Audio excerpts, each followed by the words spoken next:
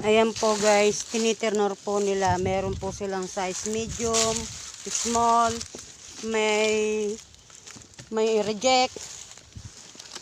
Ayan po. Ganyan po ang pagtitinor nila. Segunda, tercera. Sila po yung matyagang nagbabalot po talaga ng mangga.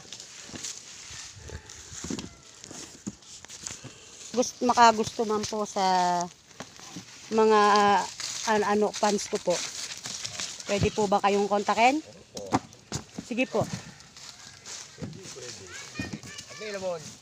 Pwede po siya. Kung halimbawa meron po dyan mga businesswoman na ano po ng mga ganyan mga mangga. Pwede nyo po akong kontak.